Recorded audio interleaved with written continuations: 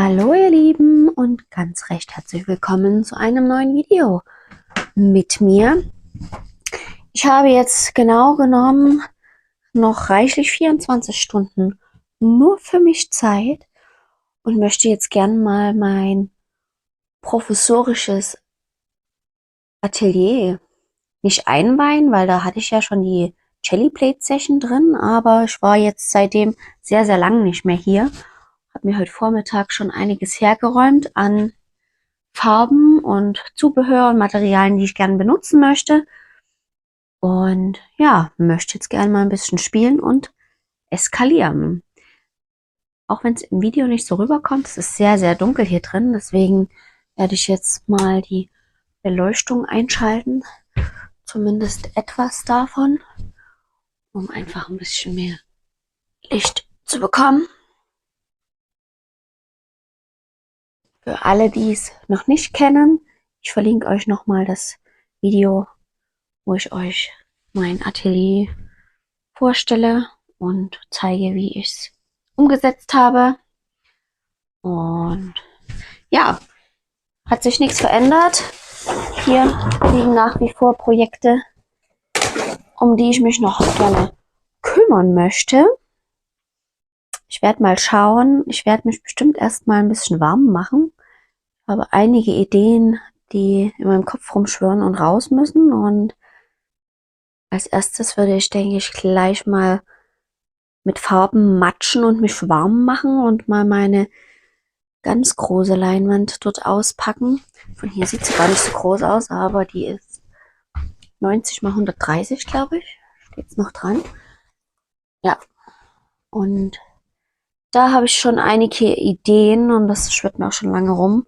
Das muss jetzt mal raus. Und dann schauen wir mal, wie weit ich heute komme, was ich morgen noch mache und wie es generell sich entwickelt.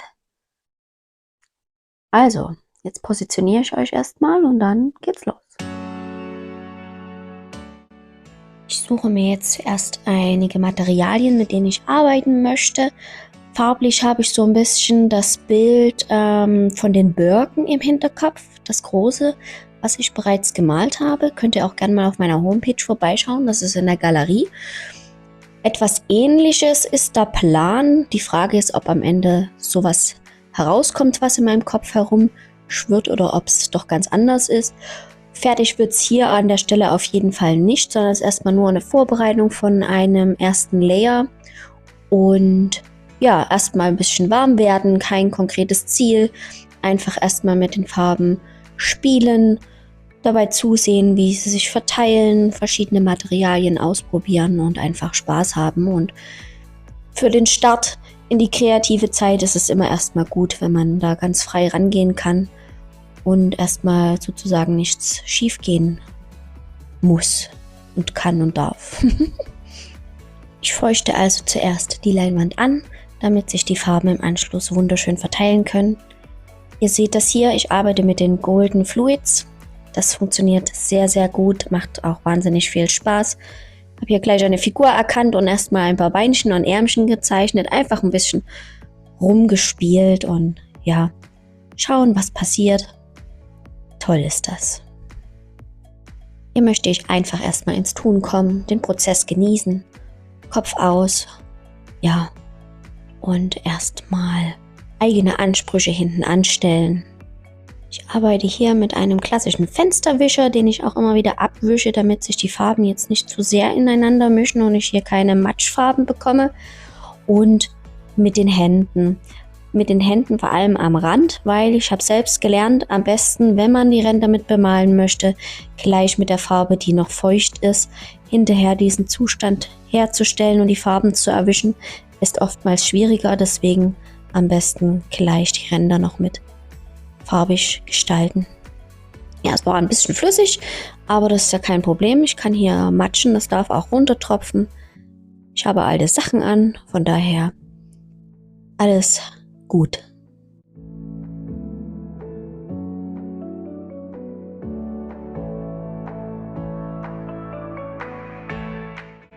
Das Bild darf jetzt nun im Anschluss trocknen. Und wir starten in das nächste Projekt.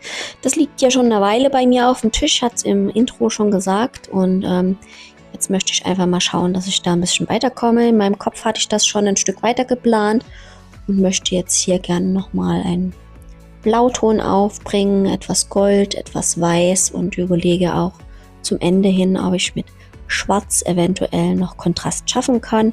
Das kommt dann quasi nochmal zum Ende hin. Könnt ihr mir dann auch eure Meinung zu dem Thema mal sagen.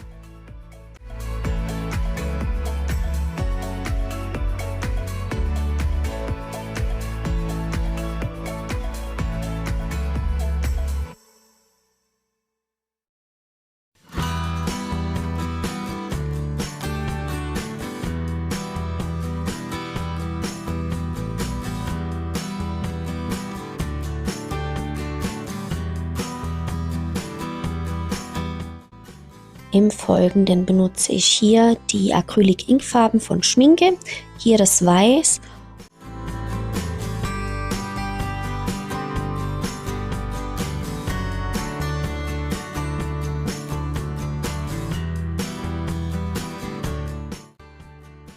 Und im späteren Verlauf auch noch ein Gold. Wie soll es anders sein? Auf zum nächsten Projekt. Auch hier vielleicht ganz spannend für euch. Ich habe hier ein Bild schon seit einer Weile herumliegen.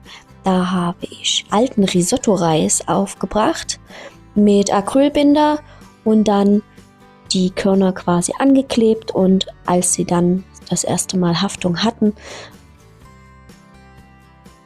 dann nochmal Acrylbinder aufgesprüht, dass es von allen Seiten nochmal eine gute Haftung gibt, und habe es dann auch nochmal mit einem Mattmedium extra fixiert, dass sich da auch wirklich an der Form nichts mehr verändert, wenn ich da mit den Farben durchgehe.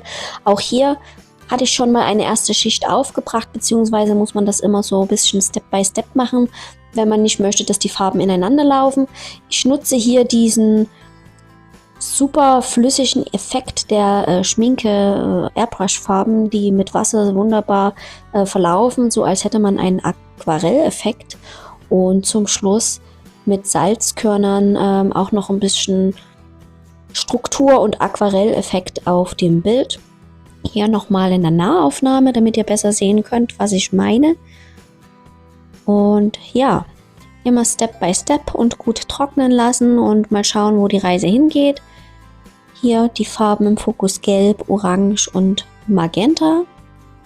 Und das ist nicht das erste Bild dieser Art, denn ich habe das schon vor einiger Zeit einmal gemacht in einer anderen Farbkombination. Und das hat mir so gut gefallen, dass ich das unbedingt nochmal machen wollte. Hier zum Vergleich das Bild, worüber ich gerade gesprochen habe, eben in der anderen Farbkombination, was ich so cool fand, dass ich das unbedingt nochmal größer machen wollte, denn die erste Variante waren 50 x 50 und jetzt aktuell ist es 60 x 60. Und das habe ich dann mit einer ultra glänzenden Versiegelung noch beschichtet.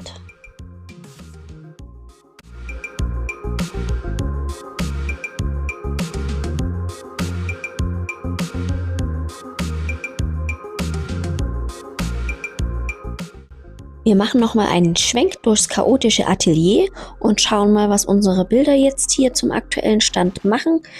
Hier trocknet eben noch das Bild und da habe ich mir direkt schon das nächste Projekt auf den Tisch geholt. Hier habe ich ursprünglich ein komplett anderes Bild drunter gehabt, aber das hat mir dann irgendwie überhaupt nicht mehr gefallen. Ich hatte da auch Faden eingearbeitet und musste das mit Strukturpaste erstmal ausgleichen, beziehungsweise habe da noch eine diese Folie, die man im Auto hat, eine Rettungsdecke noch drüber geklebt und ja, Alufolie, und dann hatte das für mich irgendwie so einen Charakter von einer Berglandschaft, zumindest der Teil mit der Alufolie, und hatte dann in meinem Kopf verschiedene Blautöne, die ich da aufbringen wollte, um einfach etwas Neues daraus zu schaffen. Das ist ja gerade der Vorteil von Acryl, wenn es einem nicht gefällt, macht man es halt einfach nochmal neu, und hier in dem Fall bearbeite ich quasi schon mal ein fertiges Bild. Das Original sieht man nicht mehr. Mal sehen, ob ich es an der einen oder anderen Stelle nochmal rauskramen kann aus meiner Galerie. Muss ich erstmal schauen, wo ich das habe, ob ich das nochmal finde. Vielleicht an anderer Stelle. Genau, auch hier größtenteils mit den Fingern arbeiten. Nochmal, dass man die Strukturen vielleicht nochmal ein bisschen rausholen kann.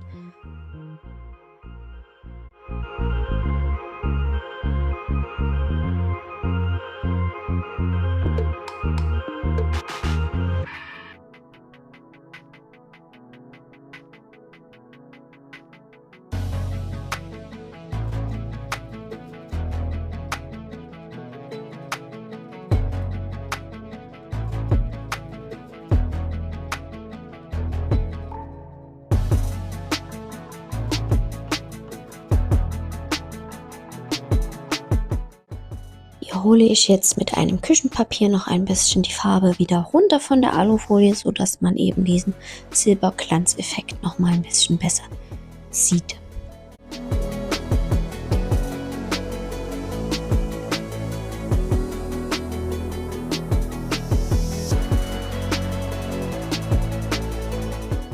Und da 24 Stunden gut genutzt sein wollen, hier direkt ein neues Projekt.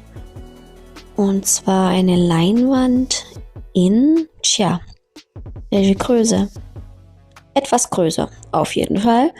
Und hier wurde ich inspiriert durch das Internet, hatte ein Bild gesehen und hatte danach wahnsinnig viele Ideen, wie ich mein eigenes Bild schaffe, wurde quasi einfach nur inspiriert und hatte super viele Gedanken, die ich dann in meinem Bild umsetzen wollte. Also ein Vergleich zum Original wäre jetzt, wenn ich euch das Bild zeigen würde, überhaupt nicht mehr herstellbar. Also manchmal reicht schon ein Funken oder eine Farbe oder irgendein Aspekt in einem Bild und bei mir macht's Klick und ich habe da eine Idee und dann möchte ich das gern umsetzen. Und vor allem, wenn ich lange nicht die Möglichkeit hatte, an einem Bild zu arbeiten, dann sprüht es nur so aus mir raus und dann passiert es eben, dass ich an einem Tag mehrere Bilder bearbeite und dass vielleicht am Ende des Tages auch 3 fertig sind. Hier in dem Fall nicht. Das sind alles soweit Projekte, die ich erstmal wieder begonnen habe, die sich zu denen gesellen dürfen, die ich schon vor langer Zeit angefangen habe. Aber ich hoffe doch, dass ich doch in nächster Zeit mehr Zeit habe, um da zumindest etwas weiter zu arbeiten. Und am Ende stelle ich auch noch ein Bild fertig. Ihr habt jetzt gesehen, habe ich mit Strukturpaste gearbeitet und arbeite jetzt hier noch Sand in die Oberfläche ein, um einfach noch Struktur zu bekommen. Ihr könnt mir ja mal in die Kommentare schreiben, ob ihr erkannt habt, was ich hier überhaupt mit Struktur versucht habe zu modellieren, was ihr darin seht und was ihr denkt, wo das Bild hinführt oder was es am Ende sein könnte.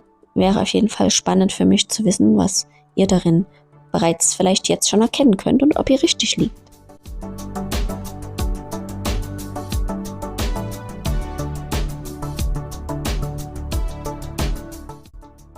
Klassischerweise auch die Hand in der Jackentasche, ne?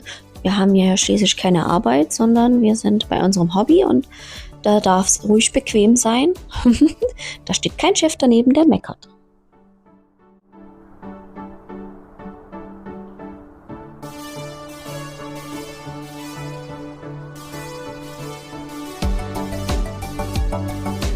Und weiter geht's in die nächste Runde.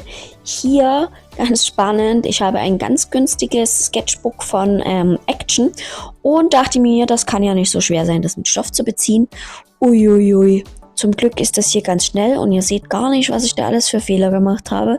Auf jeden Fall ganz gruselig. Man sieht den Kleber, das ungleichmäßig ist fleckig geworden. Der Kugelschreiber, den ich zum Anzeichnen benutzt habe, scheint durch und ich dachte, das ist so eine Katastrophe.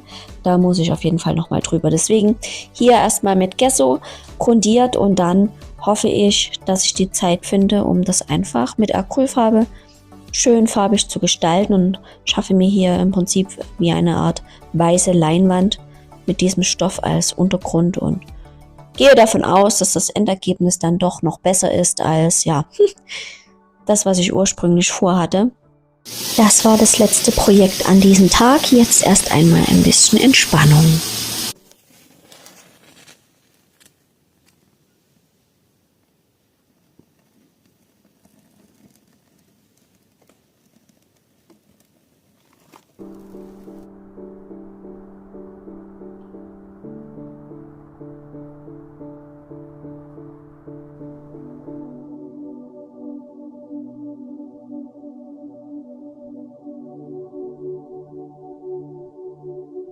Ein leckerer Salat gehört natürlich auch zur Me-Time.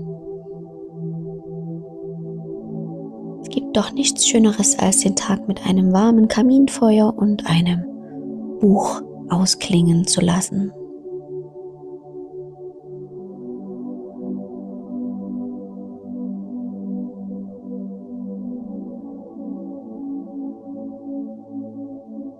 Und Triggerwarnung: Schokolade.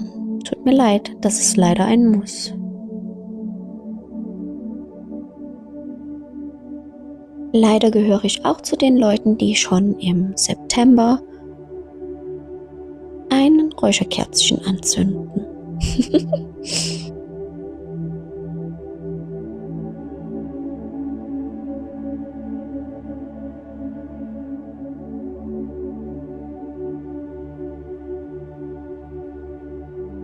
Wer eines meiner letzten Videos gesehen hat, weiß auch, welches Bild hier entstanden ist. Auch das war in den 24 Stunden ein Thema und hier muss ich auf jeden Fall nochmal aufräumen. Am nächsten Tag habe ich mich hier einem besonderen Projekt gewidmet, und zwar ist das ein Bild bereits aus 2024.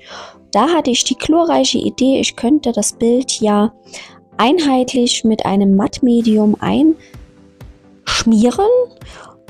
Allerdings habe ich damit diesen Glanzeffekt der Folie komplett ruiniert und habe keine Ahnung, was mich da geritten hat. Und jetzt ist einfach meine Methode des Umgangs damit, dass ich einfach noch einmal Acrylbinder auftrage, dann nochmal neue Folie und dann lasse ich meine Finger von diesem Bild, um da nicht noch einmal den Fehler zu machen. Ich weiß nicht, warum ich die Idee hatte, das Mattmedium darauf zu schmieren. Ich dachte, das würde alles noch ein bisschen vereinheitlichen, aber der Sonnenreflex, der dadurch so schön entstanden ist, wenn die Sonne darauf geschienen hat, der ist komplett verschwunden in diesem Moment. Also lasst das bitte bleiben, wenn ihr nicht unbedingt einen Ultra-Hochglanzversiegler benutzt. Ich lasse den Acrylbinder zunächst etwas antrocknen und gebe danach erst die Folie dazu. Ich lege die immer vorsichtig dann darauf und puste erst einmal von oben, um es leicht anzudrücken. Und dann habe ich nochmal einen weichen Pinsel, mit dem ich ganz vorsichtig die Folie andrücke. Ich möchte ja nicht, dass der Kleber unten drunter herausgedrückt wird oder die Folie kaputt machen, dass ich dann auch den Kleber am Pinsel habe. Deswegen ganz vorsichtig und möglichst erstmal nicht atmen, um die Folie nicht wieder wegzupusten. Ja, das habe ich auf jeden Fall jetzt mehrere Wochen trocknen lassen und wir schwenken tatsächlich dann nochmal zum Ergebnis, beziehungsweise hole ich dann die überschüssige Folie auch noch herunter, dass wir uns das Bild dann eben auch nochmal anschauen können, wenn es denn jetzt fertig ist.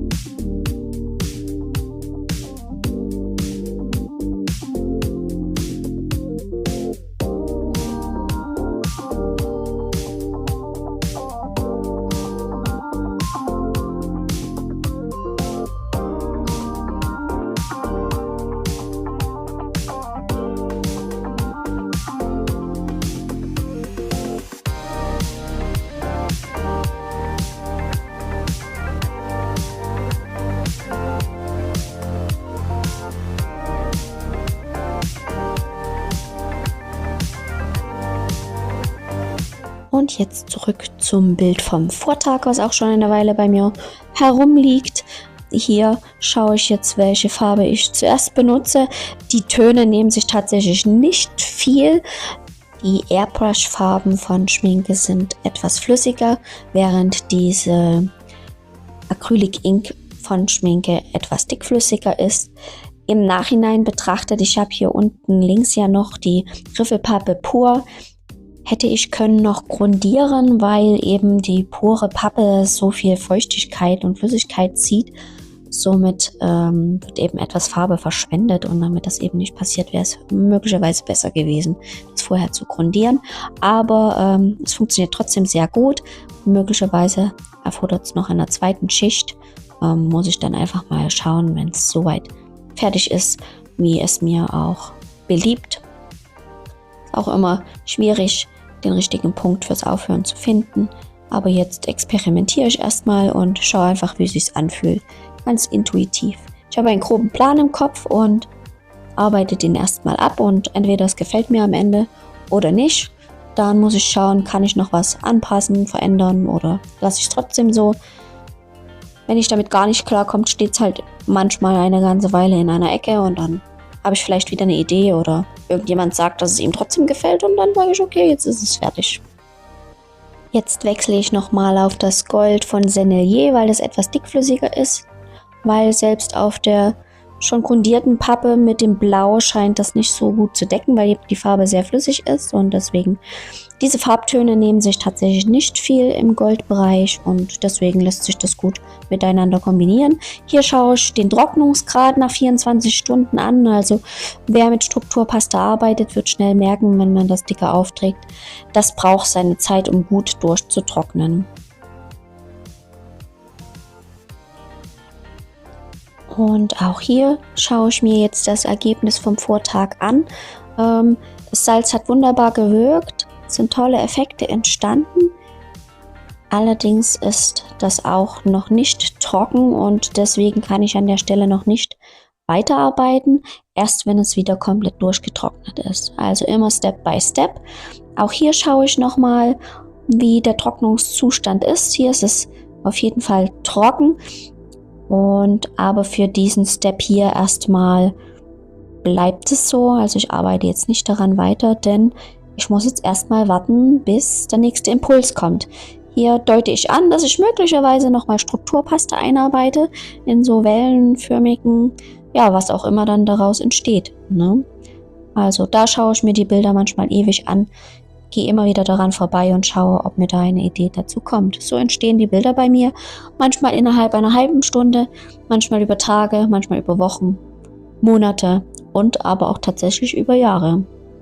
So sieht's aus. Überall liegen die angefangenen Projekte, das ist getrocknet und die anderen trocknen noch. Auch hier tolle Farbverläufe entstanden.